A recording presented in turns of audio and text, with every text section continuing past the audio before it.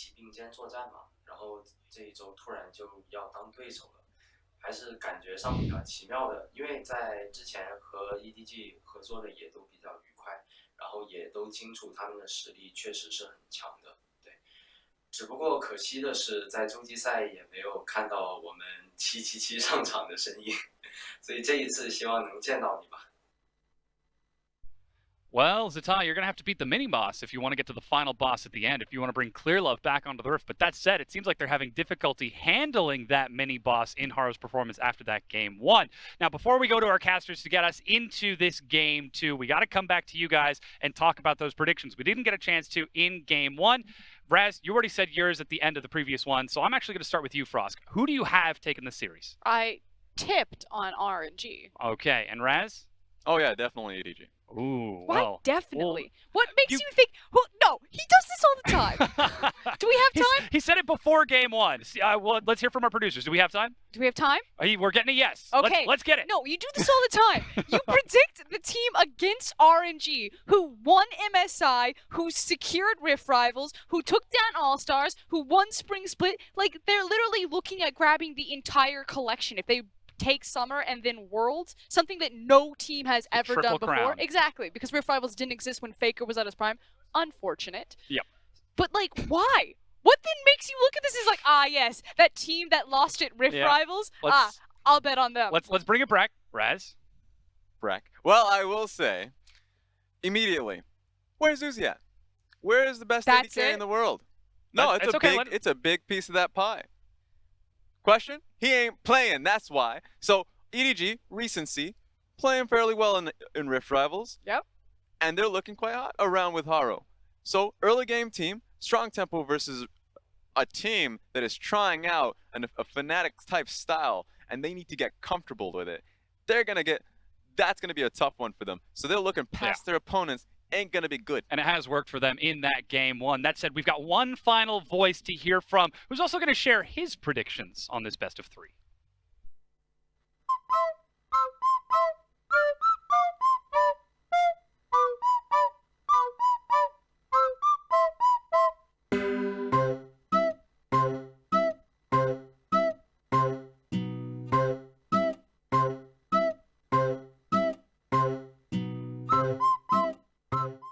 Even the dog picked the right team, Raz. What is your excuse? Oh with the dumbest music behind him, how am I supposed to take the dog seriously? How does the music disqualify the opinion? 100%. If he's with the worst tune imaginable. That was the most untuned flute play ever. The dog was actually playing the, what do they call it, the kazoo? The recorder. The recorder. Yeah, that's the one. All right. He didn't even take a second look at EDG. You know what? I'm liking my chances. Well, I'm sorry. he was like, this team won MSI. It doesn't matter if they're not playing Uzi. They're still playing a god-tier roster. Yes, well, that was WE's dog, Zach. He did tip for RNG, so now it's 2-1 in favor. But that said, it's time to find out whether or not there will be an upset or whether or not EDG can close this series out. Casters, it's all yours. Oh, I'm just as confused as that dog at the moment. What is going on? It's great. Oh, I love dogs of the LPL so much. Hey, he's got the same name as you, Zach. He does. Good bloke. Let's get into the champion select for game 2. Oh, that was a fiesta of itself of a desk, but Vladimir Swain as well as Aatrox being banned out by EDG. RNG are going to take away Camille, as well as Zoe taking away Haru's champion played in the last match. Yeah, so coming back into this one, Camille taken away is a very big deal. Zoe does need to be removed from either of these teams, and Talia and Nocturne still up, still available. With that Camille gone, I would expect a Talia first here from EDG, but remember that Nocturne, still very high priority. Let's see what their first pick is going to be. Gangplank was taken away by RNG as the final ban, but they still lock in Galio. They're very high on this Galio, and we said this in the first game, is it just the Camille that makes this work? And I guess we're going to get our answer for ourselves. Scout with a lot of confidence here. We could still see Galio Rakan being played. Absolutely. It's always a possibility. Mako even hovering that one last game, and if there is a Talia and a Nocturne available and you don't want to flex it, then it doesn't matter too much with your first pick. You can pick the Galio, maybe take it away from RNG. I mean, if RNG are set on throwing Talia into Xiaohu's hands, you could still see Kasa pick up the Nocturne in the jungle, giving them 2 global ultimates to work with right off the bat. Yeah, not quite your Twisted Fate Nocturne combo, but still has its merits in what it's able to do. Any kind of long-range damage or something that can complement the assassin that is a Nocturne? Be nice to have. No substitutes coming out from either team just yet, so MLXG nowhere to be seen, no Able being thrown in for RNG, no Clear Love just yet, but they do go towards the similar combination of the first match. Should be Xiaohu on the Talia unless Caster decides to pick it up paired up with Ming's Shen. And this is interesting because I do believe that fundamentally picking a Shen is a very good way to beat EDG as a team, right? It's always been the case if you cast your mind back to Worlds of 2017 when Scout was just inting his face off against Cloud9 because C9 knew Shen was the counter to him, right? So that was the strategy that they went with, and I like that in theory. I do like the idea. A lot of the premise here is that you're going to be denying burst champions like mid laners from making plays. Is that the only thing that Shen brings that is a big counter to EDG, just stopping the burst? It's the shield on the ultimate, the mobility, and the ability to get around the map. So EDG have to do things a bit more cohesively. You can't make small cross-map skirmishes. Usually, Shen will get there first. But EDG do have ways to get into these skirmishes nice and early and very quick at that as well. Nocturne was locked in as their jungle of choice. They give away to Talia, but still get that powerful pick in the jungle. That could be comboed with the Galio pick, as Ivo will pick up an AD carry. Lucian thrown into the bottom lane. And this is the other one. So it was a hover from Caster before. I was waiting to see if it would get locked in before we spoke about it. But Kindred, also very good at dealing with the likes of a Nocturne or the likes of EDG. And if you're going to run the Galio, you're going to go in an area. Well, Kindred can actually deny you getting the kills, and is actually one of those original picks that we saw as a counter to the Kaiser. Someone who wants to dive into the backline and assassinate you. Well, you can't now, and suddenly that AD carry is mispositioned. But we're curious to see how this one goes. Nocturne diving into the backline. If Kindred can get to level 6 perfectly fine, can diffuse perhaps that Nocturne's advances. A little bit more aggressive coming out from Caster as well. We saw him get a few invades against Hara in the last match, but Hara got too many ganks off early for it to matter. Now if Kindred can stack up the passives, she's also got a nice buff for herself recently in the last 2 patches, and has been showing up in competitive play. We saw the play by scored Rift Rivals. I know it's not a big deal here, Fish, but I'm actually quite happy that the Darius was removed. Do you think that the Darius ban against his eye is a big thing? Yeah, the reason that it's funny to me, like if there's a Kindred that's keeping everyone alive, it's keeping them alive on no health. And if you're a Darius, you're just sitting there and your mouth's just watering with all of the low health resets that you're staring at. So you're able to get those kills. And I mean, it's a good ban, it's a little detail, right? At the end of the day, I like the bans in the second ban phase here. Tom Kench as well as Rakan with the bans that came out from RNG to take away 2 pieces of the Mako puzzle, denying the Rakan Galio synergy as well as the protection for iBoy, which is quite crucial for the EDG's bottom lane the last match. You mentioned the combo and I agree with that. Rakan is one of those big tools available for them. Makes you wonder what they'll go for with it. Is the cannon perhaps something that they'll look at and just go the AP cannon route, jump into the backline, and the Galio is just there to protect him with the damage reduction that the ultimate provides? Or is it going to be something like the Nocturne? Because that is already one of the combos that they've got there, but it's a pretty hard force onto a single target. But now I'm actually rather excited to see the Talia Shen lane, because into a Tahm Kench, it doesn't mean too much unless you can get a kill onto the Kench itself. Without that protective support, iBoy could be in some trouble, but EDG could go straight back towards another protective support of Morgana. Gragas was locked in as RNG's 4th pick in this match. And the Gragas lock in again, some disengaged Caster. And the side of RNG, I think that's actually going towards Ming this time. We'll have to see. Let me, of course. Gragas can go towards top lane. There's still some flexes available for them. Gragas is a good pick for exactly that reason. So that's a Maokai. Being locked in very early. They have to show their hand here. That should be range champion you'd expect on the top side of the map. Unless they're getting creative with a support Maokai pick, but hovering the Alistar. A strong pick for Mako. No, with the Rakan gone, with the Tahm Kench removed, Alistar is one of the next best options available for them. Fiddlesticks if you want to go for a bit more of a wombo aggressive and, you know, get over walls, maybe control your lane a bit more, but they've chosen the Alistar. Mako has chosen the Alistar. I'm also very curious about this Maokai pick. It's been some time since we've seen the tree in the top lane. I mean, it's guaranteed lockdown. It's something that is always going to be very useful. When you look at the composition of RNG, we haven't seen what their AD will be yet. Of course, you assume that Xiaohu will be playing down there in that bottom lane as the Talia, but everything still needs to be locked in. So, I mean, Maokai's just a safe tank in the top lane. The chance is RNG, they'll try and play something aggressive against it, though. And they lock in Fiora to do just that. Let Me will have his hands in that champion in the top lane, or is it going to be Tatai that decides to take the Fiora against him? We don't really know. We'll have to see how they play this one out, because even whatever champions are locked in, They can go anywhere on the map. It's two top laners that can go back and forth. Zatai is that carry player. And he could go into the mid lane still up against Galio. Yeah. That's something we've seen before. Absolutely. So that's what you would most likely expect here, right? You've got yourself a Galio into a Fiora. OMG have been playing it at every possible opportunity into the Galios that are against them. They play that Fiora mid. Can snowball team fight super hard. They've also got the double healing area, the double circles of healing with a Kindred ultimate and a Fiora ultimate if you get all 4 vitals procced or the target dies with the ultimate on them. So it's a very strong team fighting composition here from the side of RNG if they get themselves the kills. If they don't, then it's not at all. For the side of EDG, they're looking at the exact same thing, because in the first match, it was 2 team fighting compositions that were brawler heavy, who were looking for fights wherever they could. It was brawl heavy to start the match, and it just erupted in team fights that went in EDG's favor, especially with the gold lead that they had acquired. It's the same thing going to happen in this match. It's a similar thing. Ultimately, like when you look at the differences between these comps as well, EDG is just going to be going forwards trying to use a combo. I think the major difference in this one will be that there is teleport flanks as a higher priority for the Maokai. So ultimately, they've got the Galio to stand in front to go with the Nocturne as a combo. When you look at the bottom lane duo, Lucian and an Alistar, they're going to fend for themselves. It's going to be going forwards. That's the momentum-based game that EDG want to play here. The mid-game strengths that they want to have here. RNG can choose to defuse. They can choose to take the skirmishes if they would like. And they can choose to 1-3-1 later on into this game if they get the ball rolling in that regards. It's going to be all about who executes this strategy better.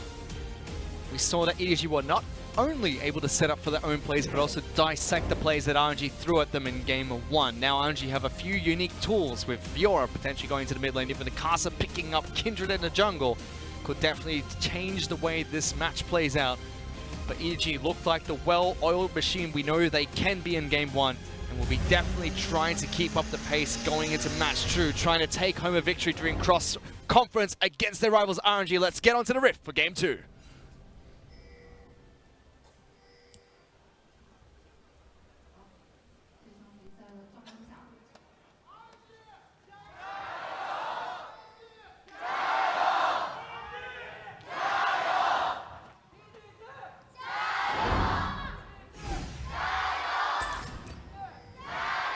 I couldn't wait, Rusty. Normally you wait for the signs to clash, the 2 logos. They're too excited. You can hear the crowd still trying to chant. Usually the teams will go back and forth, blue side first, but Nah, often, RNG stole it. Yeah, often the fans of these teams will also chant in support of their players. They just get too excited. They got to jump in there first. And in this case, RNG, Electric, trying to support their own team as they are 0-1 down against EDG in a rivalry for the ages. Trying to send this one to game 3 as well.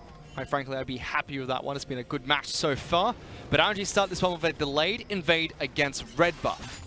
So Kindred's going to try and take away that camp nice and early. They push out the jungler of Nocturne from the side of Haro. And it should be an easy red buff secure coming out from RNG. Looks like a relentless pursuit started from iBoy as well on his Lucian. He killed the ward very quickly down there in the bottom lane. Casa is also going to be spotted, so no level 2 ganks are available for them. No cheese to be seen. Thank you, observers, for fixing that one up for us. And we can see where the lane assignments have panned out to be, Fish. Yeah, Tatai will be going into the mid lane against Scout's Galio. On the top side of the map, we'll see Gragas going up against Maokai Haro. That was 80-20, by the way, in the who will win game 2 graph. Ooh, that's very surprising. EDG still with a massive following. RNG still the heavy favorites. You'd expect it to be the case for some time, after the miraculous run not only during spring, but also taking on the MSI crown. Rift rivals as well, pick up the victory there. Haro goes from his own wolves straight over to red buff, takes that as fast as possible to deny getting 3 buffed by Casa. Notice that Ray places that ward very deep in the bush. Yes. Instead of putting it at the closest possible place, gets more vision of the Krugs and ensures that no one can sneak those away. And it's the little details when it comes to vision that means a great deal. Good news for Haro as well. This Scuttle Crab was the one that was marked by Kindred's passive. So he'll be able to take that down, deny the early stack for Kindred. But Caster's not going to be two-phased, moves straight back into Haro's jungle, looking to take away Raptors, but a good ward. And to be able to spot him out, so Haro does the exact same thing, just farming opposite sides of the map. Yeah, vertical jungling from both respective players. You mentioned the mark, so that's a good start here for EDG in that respect. And bottom lane, nice flick. Double shove. iBoy takes a lot of damage. And Mako gets a good disengage as well to keep him safe.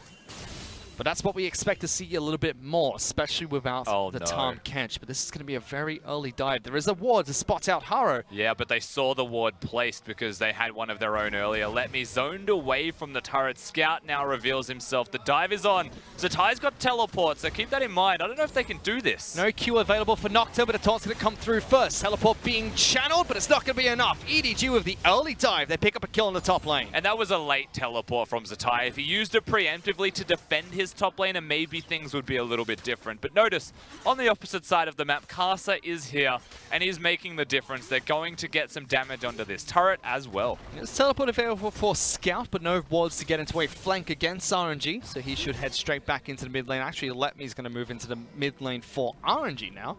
Going to farm a bit of the resources there after the teleport from Zatai top side of the map, but things going well for EDG after the dive top lane. They do sacrifice a bit of CS in the bottom side of the map, but we get to take a look at it again. Basically, we're looking at the window of opportunity for Zatai to come up and assist his top laner. Spells we use to try and clear the wave, maybe get the minions away from the turret as well, make things easier for him, but it didn't happen. And one minion is all it takes. Very nice combo of crowd control coming out from EDG. They channeled the taunt from Scout. Letme had flash available, but Ray locks him down with the point and click route. Normally you see that from Maokai after he tanks the turret to disengage and drop the aggro of the turret, but he locks him down for the longer duration of taunt. You know, I think above all else, it's more that Scout was freed up from that middle lane to come and assist in the dive in top side without teleporting, just from walking up. So a level 4 Galio, able to free himself up from that middle lane, does wonders for EDG, where they don't have the Camille this time around, so you wouldn't expect they have the early ganking at all. Is Zatai meant to be able to lock him down in this mid lane? Is this a hard counter matchup for Fiora almost? Not this early into the game by any... I mean, a lot of Fioras win at level 1, but it's such a short lane in mid that you can't win as hard as you do in top lane. So Galio also has a lot of wave clear with his kit inbuilt into it. There's Ming looking for bottom lane, but there's a cleanse on the Eyeboy. Karsa's here as well. Haro is in Fog of War, trying to engage onto Karsa. Throws down the Wolf, looking for some damage, gets away from the Tether as well. Meanwhile, Mako engages onto Xiaohu. That's the full combo of Alistar done. They can't quite make up their minds though. Just going to hit each other a couple of times and stare each other aggressively. As the mean look at one another, saying, you won't engage, you won't engage. That's a garbage Pokemon move. I wouldn't know, Fish. I don't have that garbage Pokemon. They're still going at it though. Tether comes down from Haro. Good damage coming out from Karsa. Even flashes away, but Scout follows through. Big pickup for EDG. Karsa's pre-6. He used the flash early, so they catch him out of position. Super good stuff here from EDG. Namely from Haro and Karsa finding each other, but EDG collapsing faster to help their jungler means that he'll always win those trades as Letme in a spot of trouble He's here. level 5 on this Gragas. Body slams away from the ultimate. Make him flash, Ray. Hit him. Smack him with your big tree trunks. Gets the twisted advance and finally forced the flash over. I think Ray just presses the W and is like, you wouldn't flash, just do it. And he gets him out of the pit. He's going to have to go back to base this time. Both summoners unavailable now for RNG's top laner, whereas Ray has got the teleport of his own. Now, he doesn't have the ultimate.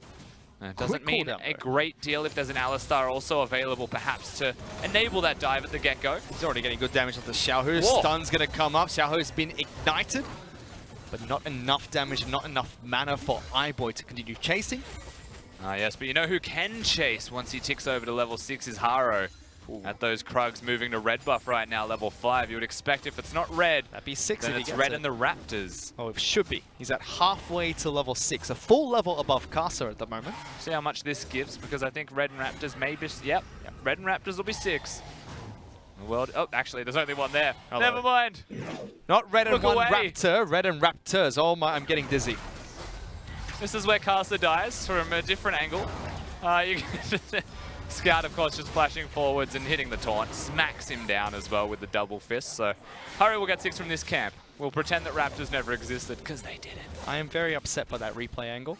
I'm already having a headache. I don't need to be nauseated as well. Spinning around on top of that little kill. You know what we didn't mention is that after that first kill on the top side, Scout had a catalyst already completed. He was super strong very early, rushing that Rod of Ages right now also. And when he ticks over to level 6 for himself, now level 7, the chances of their dive working here for a Nocturne and Galio, especially when that Galio is so large, starts to increase. And simply because the damage that they have is overwhelming. Well, they're trying to target out Karsa here. They know that he leashed away the red buff. That might reset, but does get it in time. Allows Caster to tick over to level 6 as well, but you're right, the combo is available for EDG. And you'd assume that bottom lane is where they try to target that, but RNG have other ideas. iBoy still level 5, Xiaohu gets good damage, great tall flash, cleanse, gets iBoy away. He's going to survive as well. The Ignite doesn't tick down. Ray also coming to teleport. Scout's going to be here as well, Winds of War comes through, iBoy is sticking around, rather dangerous for the Lucian, but wants to try and get an assist, doesn't get it, but EDG turn it around. Yeah, now that was a really big deal that they used the Ignite as well as the crowd control at the same time, because the cleanse gets rid of the damage of the Ignite, lets him flash to safety, and EDG very easily get the counterplay off. They still haven't used the Nocturne ultimate, but they don't need to because Scouts are gone. All right, he's going to jump in straight away. Culling thrown up by iBoy, doesn't want to tank this turret, but early stopwatch being used by Xiaohu. Satai's here as well. Blast Cone going to be able to get them all over to safety, but they don't go. They try to go for the fight instead. 3-on-3 inside a choke point. Scout's going to try and jump in as well. Only gets the knock up onto Let Me, but they'll just Blast Cone over, back to safety. The team escape move there, so they hold onto the Blast Cone. They try and, have a crack at making the play, but it's not going to find the kills. They don't gain anything from it. In fact, RNG are the ones who gain a lot of turret damage on the top side of the map. Casa able to freely farm this entire time. Still lots of credit going to the EDG at the moment. Their teamwork has been pristine so far in the 2 matches we've seen from them today. A lot of cohesion coming from them so far. This is game 2 of the best of 3 with EDG being 1-0 up. So to still look this strong in the second game with a different composition, very promising start for them as they're just duking each other out. Get out of this lane, please. I don't want to see them ever again after that last move. I think our Scout actually wants to recall for his Rod of Ages. He should have that done, and 10-minute Rod is exceptionally fast. You want to be stacking that up as soon as possible. Get into the mid-late game fights with a little bit more health and ability power. They haven't used the combination yet. We saw Haro dive in and then Scout after. We haven't seen a massive play coming out from EDG yet. That was reactive to the dive that was being presented by Ray. But now teleports are down for Scout as well as Ray. Latmes is down, only Tatai has his teleport available. With those global ultimates down as well, both teams are going back to farming for now. It is Cloud Drake. It's neither team making an aggressive advance just yet. Now they spotted the Nocturne here. Scout still wants to recall, so they're not going to look towards diving mid lane just yet. It's about freeing up each other. Support and jungle are roaming together. Mako and Haro working together means that the vision is more threatening from EDG. Of course, iBoy just freely farming on the bottom side of the map. This is what it's been all set from him. It's not much for iBoy so far, because you were talking about Mako going to assist Haro. iBoy's actually 25 CS behind Xiaohu. Yeah, Xiaohu's been doing quite well. Of course, the early pressure has still been mounted up very nicely from RNG. Between a Talia and a Shen, naturally, they'll have a lot of kill threats. So, and it's good to see that at least paying off in a CS lead. And the amount of times that iBoy perhaps could have died but didn't, things could have been a lot worse for him down there. Well, how do you think Ming's been looking so far in this split? Because he's worked with Xiaohu a few times whenever Uzi is being funneled, and now that Tatai is playing in the mid lane for RNG and Xiaohu rotates into the bottom lane for these matches, how do you think he's been playing so far with RNG's mid lane? I mean, Ming's still been looking great so far this split. Of course, a lot of the differences here is that his playstyle isn't entirely lane focused. This is one of those few gems where you actually get to see Xiaohu and Ming laning together. So far, they've had control of the lane, but really it hasn't been as interactive as a normal 2v2 would be either way, as there's been Mako everywhere but the bottom lane as well. So, I mean, at the end of the day, this has been a pretty big statement set from Mako, showing that he's still keeping up with what we have said is now the best in Ming. Lots of people think that Ming has overtaken Mako in that support position as the best, but you're right. Mako has been good so far in this match. Nothing exceptional so far from either support, but they've been playing well.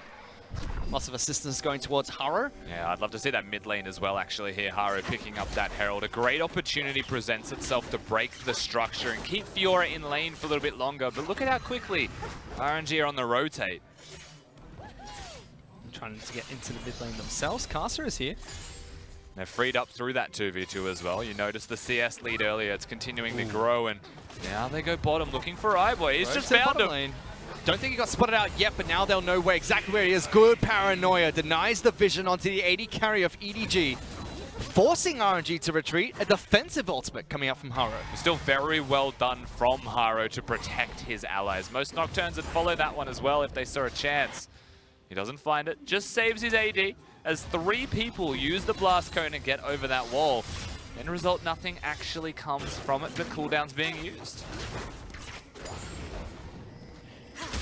A lot invested from RNG to get to the bottom lane. Lots of wards placed down deep into the red buff of EDG's jungle. And a simple ultimate from Haro is going to stop that. iBoy, despite falling behind in CS, Rusty, 30-odd CS behind Xiaohu, has been attacked for most of this match, been left alone by Mako, and has still survived. Not a single kill onto the Lucian yet.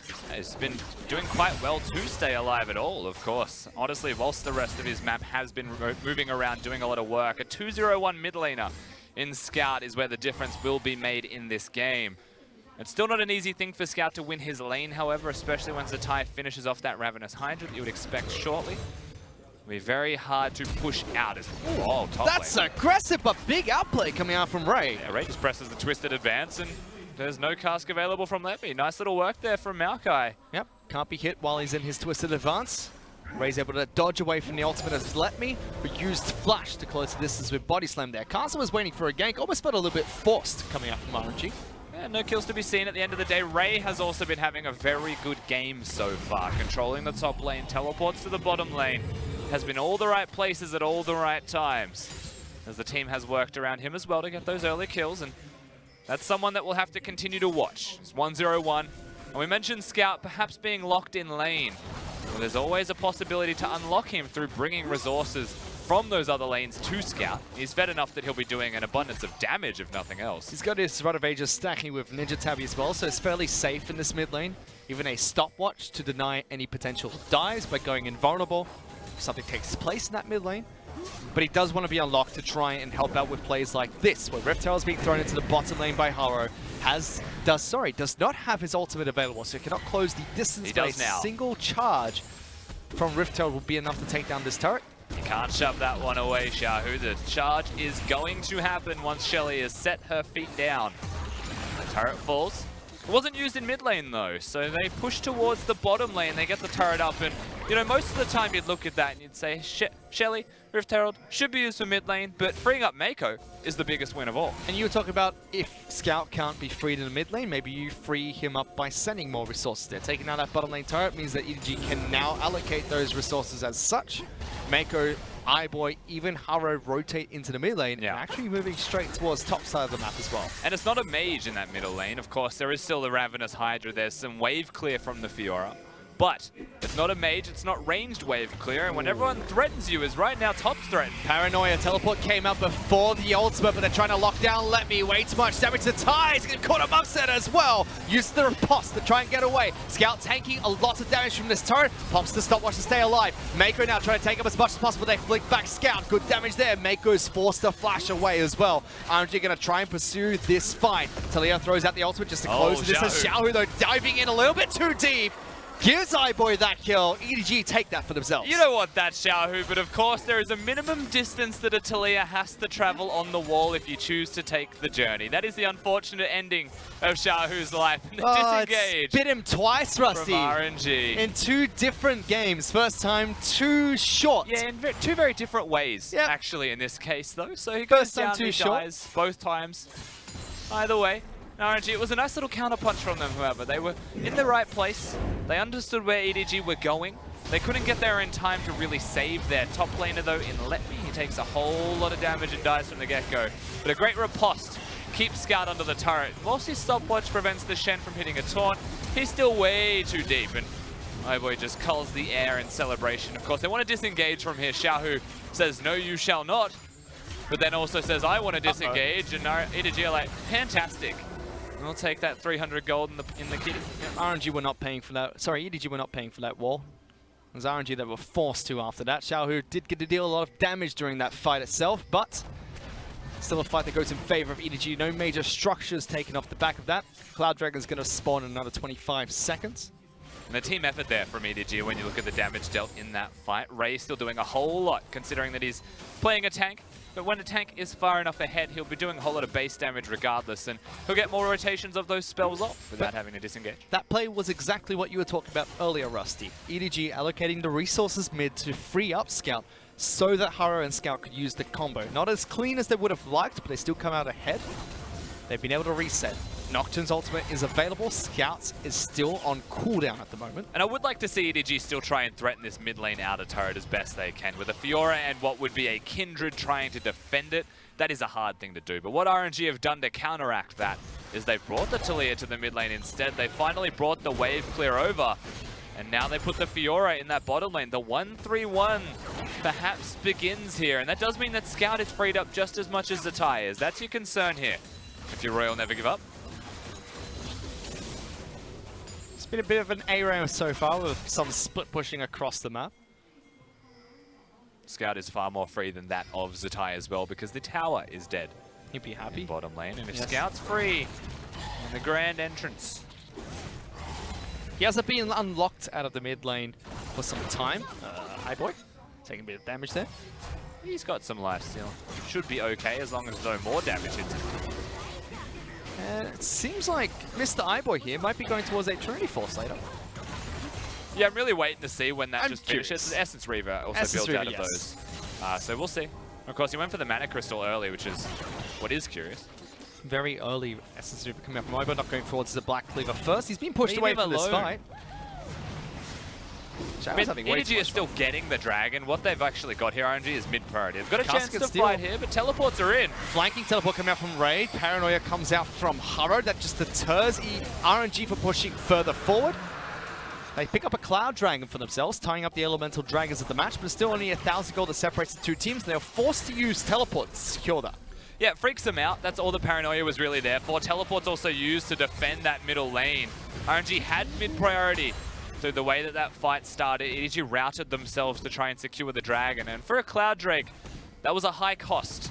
RNG are able to get some trades on the opposite side. This is a very close game here, Fish, at 20 minutes in contrast to that of game number 1. Yep, small wins going in favor of RNG there. Yes, EDG get a Cloud Dragon, but they're happy to take both teleports for it as well as deny the Paranoia for some time.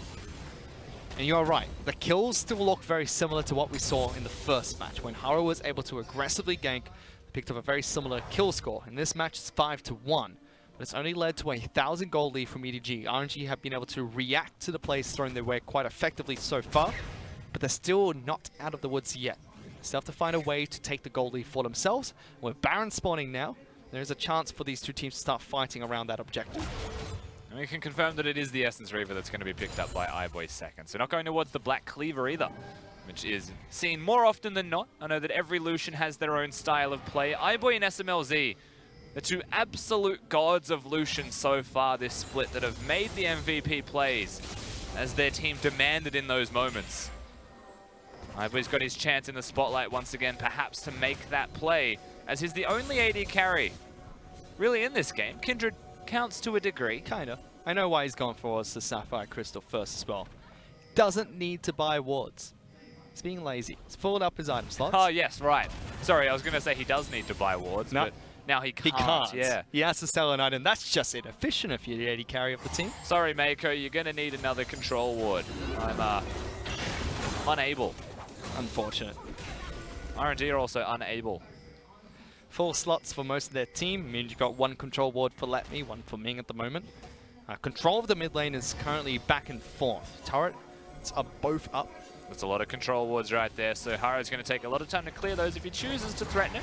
8 auto attacks to clear all those control wards. RNG defend both, but EDG take down a top lane outer turret, increasing their gold lead, as well as opening up top side of the map. RNG's Let Me is going to try and respond in the bottom lane. And this is the second time that Let Me by himself has tried to respond. And when you really put that into context, EDG are grouping up. They're bringing Ray to the fights. They're trying to bring more members to assist. And that does give Let Me time, but it means that EDG are more threatening as the grouping of people when they make the plays. Well, finally that turret falls. Ray actually trying to fight. I mean, We shouldn't watch this. I mean, their 00 designation, if they were secret agents, would have been licensed to kill. It's just licensed to annoy at the moment. Licensed to tickle. Pretty much. Just back off, stop fighting. Ray's ultimate's now down. And that's that's RNG capitalizing on the teleports being burnt by both Ray as well as Scout when they forced the Cloud Dragon fight. Yep. So it doesn't give them an advantage, but at least they stay even when it comes to turret trades. Still 2-1 in turrets in favor of EDG, 5-1 in kills, but when you see that sort of a lead, 23 minutes into the match, you don't think 1,000 gold only. That should be much more for EDG, but RNG being able to take pieces back every time EDG push forward. Very similar to the last match, but this time much better. And it felt like in that first game that we just didn't see Xiaohu at all. You know, there was a Talia running around, but it didn't feel like it had an impact. And already in this second game, Xiaohu has had more of an impact. He's been at the right place at the right times. And an unfortunate mechanical mistake definitely did get him killed, but he was there early for the first place. You know, he's doing a lot more for the team. iBoy's had a rough laning experience through all of this. There's no Tahm Kench to keep him alive anymore, and suddenly things do look better for RNG. Of course, we're at 23 minutes in the game though, so when you look towards the Baron, I would favor EDG's composition for taking that one down. That's what I would be looking at. Why so? Why is EDG's composition favored when taking down the Baron? Well, they've got the Blade of the Ruin King for the Lucian, so that is the first and foremost big thing there. Of course, having the Essence Reaver means that you don't run out of mana. You can spam your spells and double tap very consistently. They also have the tanks of Ray and Mako to not lose health at the objective, and a Nocturne Paranoia to scare RNG away. One thing that RNG do get is Kasa on his Kindred pick. That is able to stop Baron from being smited by Haro. If it comes to a one-on-one smite contest, you can throw that down, smite after the ultimate's being used, but I'm pretty sure both these players know how to play around that quite effectively. That's going to help out with the dives that's going to come in from Nocturne as well as Galley. Throw down the ultimate. Make sure you keep members alive, but EDG going to try and make an aggressive play for this turret. Ray's taking up the turret. iBoy's trying to get as much damage as possible, but just knocks it down to about half health. I mean, if you do that every single time, next time Maokai's got the ultimate up, and there's a lot of... Oh, hang on. Trying to go aggressive. Taunt Flash coming out to Ray, but Galio's going to throw down his own ultimate, making sure he keeps the top lane tank of EDG alive. Tatai trying to teleport in, but now has a flank himself. Great wall being built. Paranoia trying to deny vision, but they get a double stun onto Kasa. Knocked away. Haro jumps in, but Kasa will be able to throw down the ultimate in time, keeping everyone alive. They heal back up. Stopwatch is being used. Haro forces a flash away, gets a good blast going over, and now Kasa in trouble. Look at iBoy dashing over the wall. Doesn't get enough damage. Good shield going to come out from me. Still an extended team fight, and iBoy's trying to dash around. Not going to be enough. RG will be able to turn it around. Ray's last member standing. They get the kills, and all of them going to RNG. It felt like 5 different fights happening at the same time, but RNG come out on top, and EDG, they lose everything that they're after. This gives a great opportunity for the Royal Never Give Up roster to run straight over to that Baron. Teleports available from Scout and Ray, but 25 seconds. RNG is still going to give this one a red-hot crack.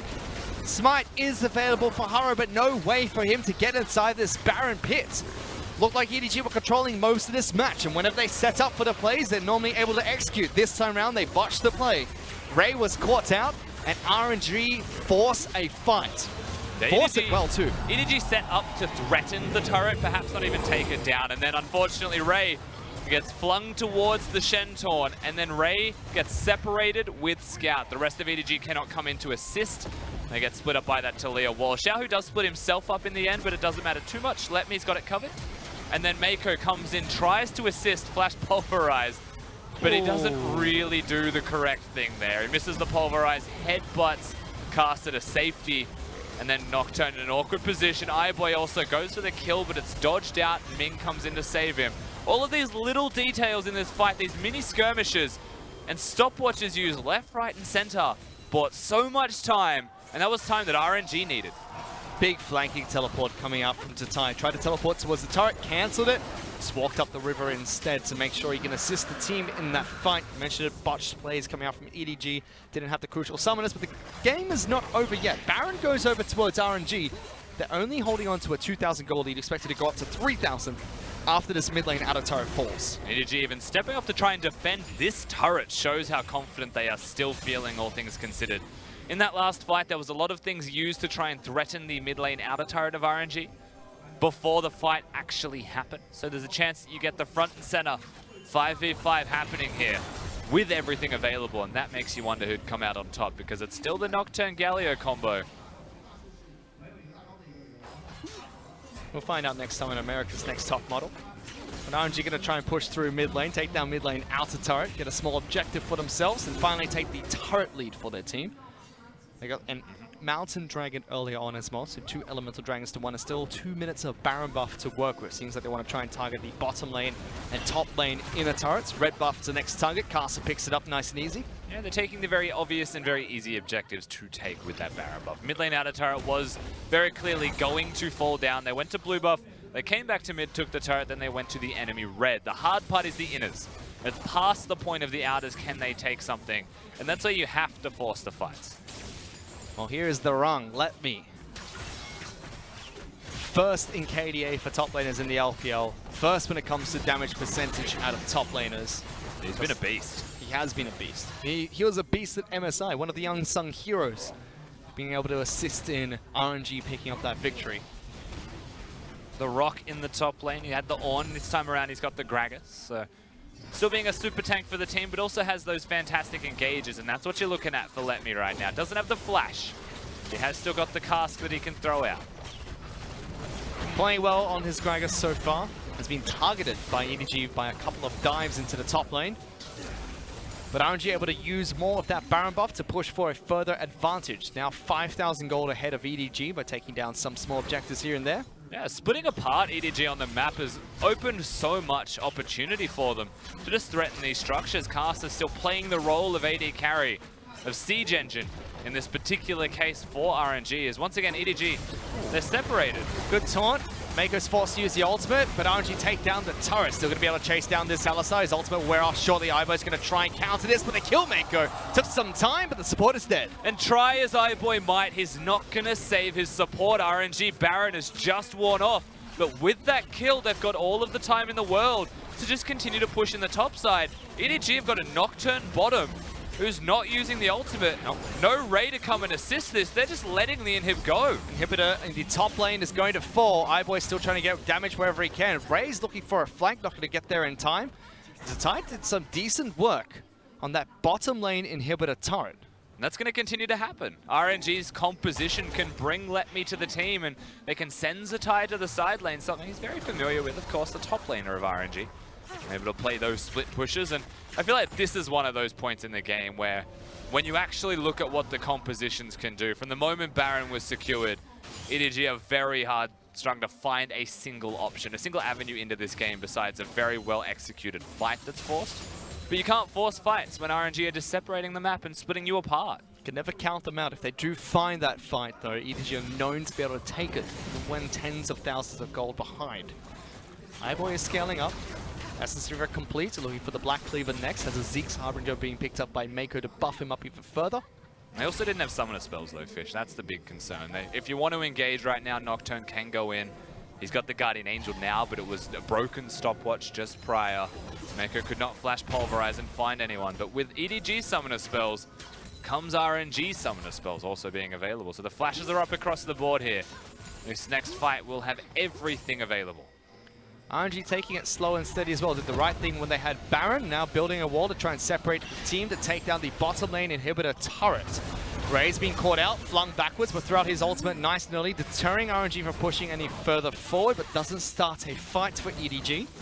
It's solely about the disengage there. Ray by himself tries to hold the structure, keep it standing. And notice that Zatai, he sees the rest of RNG go bottom and says, well, I'm going to mid lane because that's where I'm going to split push. And that does mean that EDG should be able to hold this one. There's no Baron to help take the turrets down. Super minions are slowly crashing into the base. Ray's forced to deal with this. Teleport's available, but no flanking wards available for EDG. Caster making sure of that. This is where the turrets fall if RNG are able to find those opportunities. And whether that's tanking the bottom lane turret whilst the rest of EDG disappear or not. Can they force? Can EDG force a fight? I don't think they can really force. They're going to have to, though. You can see Ray's come over, but Iboy's in base, so this is pretty difficult for them to do. In fact, the turret, he's going to pick up his Black Cleaver, and during that time, RNG break bottom lane inhibitor turret. They need to fight soon. Ray's hunting for a flank. There, uses the Righteous Glory, looking to try and find a fight. Locks down Ming, but that's the Shen. Throws down the dodge field, and Iboy can't get enough damage. Zatai this entire time is attacking the mid lane inhibitor turret, takes that down. Final inhibitor has no protection. They're on again. This is the fight for EDG. They're able to find a pick. Haro throws out the ultimate, doesn't dash in just yet. Now going into the middle of the fight. Gallo's going to try and jump in as well. Casa keeping everyone alive, assisting EDG for now. Stopwatch is being blown by everyone that can use them. iBoy still trying to dash around, still looking for the kills, but Let Me gets the first one onto Mako. iBoy finally going now. Rang with the double kill. As RNG find another fight. And they're just going to try and stop the Maokai from getting back. Talia playing distraction. RNG, they found that victory and they're sending us to 3. They're not phased by game 1 nor phased by the aggression in game 2. RNG tie up the series. We're going to game 3. And once again, RNG, they're a 5-man unit, very strong individual players. Let Me with a standout performance once we got to mid-game. The Talia walls were clutch. The flash body slam was all they needed to start those fights off. And then individual performance from all of RNG in that one skirmish was all it took to give them a lead. They get that lead straight to the Baron buff. And that's all she wrote for EDG in that game, because the Baron was all that RNG needed to secure themselves a victory. And it was a clean showing from that point on. EDG had a good start there, and the micro interactions that took place around the mid lane turret siege, as well as the botched fight around Dragon, could have been the difference between a one-team fight there, or even potentially an even team fight between RNG and EDG. There's definitely a chance that if things just played a little bit better for EDG, it could have gone their way. But at the same time, you have to remember the decisions they made prior to the fight, that RNG were realistically just reacting to what was an overextension or a mispositioning from EDG's roster. And at the end of the day, they made the correct play, and they were the ones to capitalize and get that victory. RNG's reactive play was also just better than EDG, even in the first set. Every single time EDG forced a fight, forced to take an objective, RNG knew, okay, we can trade something somewhere and only stay a little bit behind EDG during the early game. They did that in game 1, wasn't enough. Game 2, when they finally found their opening, you can see from the goal graph itself, 24 minutes in, that's it. It was just a steep climb up. And you know, I think that Galio is a very strong champion in his current state for certain. But with the Camille missing, with the combo taken away, it didn't really feel like Scout provided anything but support for his team. And when the game was on even footing, it never felt like Scout had the same impact that he did in that first game from just the utility of the ult. We never really saw him unlocked from the mid lane. It took a lot of resources to actually get Scout onto other sides of the map. So Ty did a very good job of locking him down to break down that match and to send us to game 3. Let's send it back to the desk.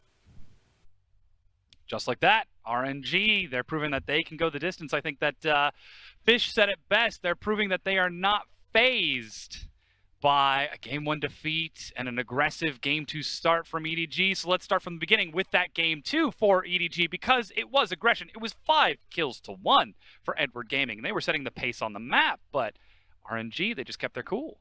Yeah. I want to go off and say, look, EDG had it rolling in the first parts of the game. I know how you were looking at me. I'm just saying that was a great start for EDG. I understand things went wrong, and it shouldn't have. Because the reality is that it's not me betting on RNG. Yeah. Because yes, I think that they're a great team, but these are both 2 good teams. But it's me betting against Edward Gaming, because I have learned. I have been an EDG fan for a long time, and every time you get behind them, every time you find that second win, the disappointment sinks in. They're effectively the TSM of the LPL. Oh. So I'm just waiting for the axe to come down. Jeez. Are we looking at like the KT Rollster roller coaster is now the equivalent of No, it's exactly EDG? TSM, Edward Gaming, KT, or no, let's actually say not KT, King Zone. Yeah. King Zone, TSM, and Edward Gaming. They're all the same.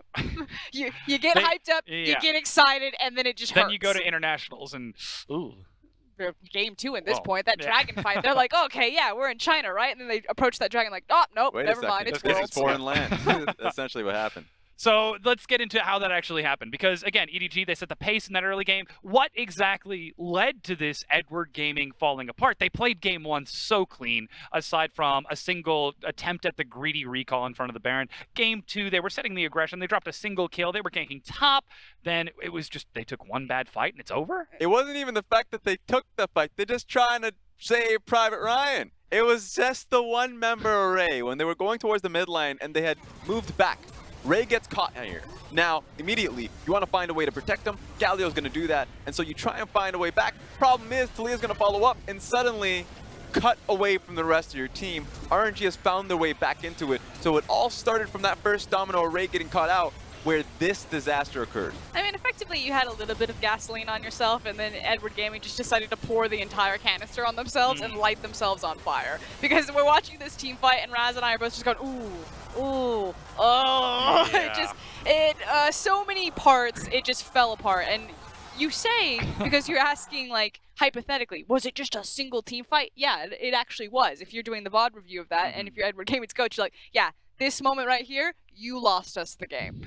Thank you. So then, do we still get the chance to celebrate Edward Gaming that they are playing at such a high level against Royal Never Give Up that they lose a single team fight and drop the match? Or do we then instead turn to RNG and compliment them for having the caliber to win a single team fight and win the match? Well, I'm looking for blame here, and I'm hearing a lot of wishy-washy answers. Well, I just gave you shade. Yeah. Ray lost in the game because he made a bad call on the pick. RNG are a good enough team that if you make a type of call like that, they will just end the game. This is the difference between being an okay team and being one of the best teams in the world. You just cannot make those mistakes. And remember, this is following an OMG versus Vici. So I'm talking about the caliber of competition when it's RNG versus EDG. One mistake can cost you because the composition that you have from RNG are going to be able to take it whole completely. And also the composition that Edward Gaming had. At that point, when you have a Maokai in the top lane, a Galio in your mid lane, and a Lucian in your bottom lane, there's no late How are we game going to hold that siege at the very end? Yeah. Still, though, it was a good closeout from Royal Never Give Up to finish off that game, though things were looking a little bit touchy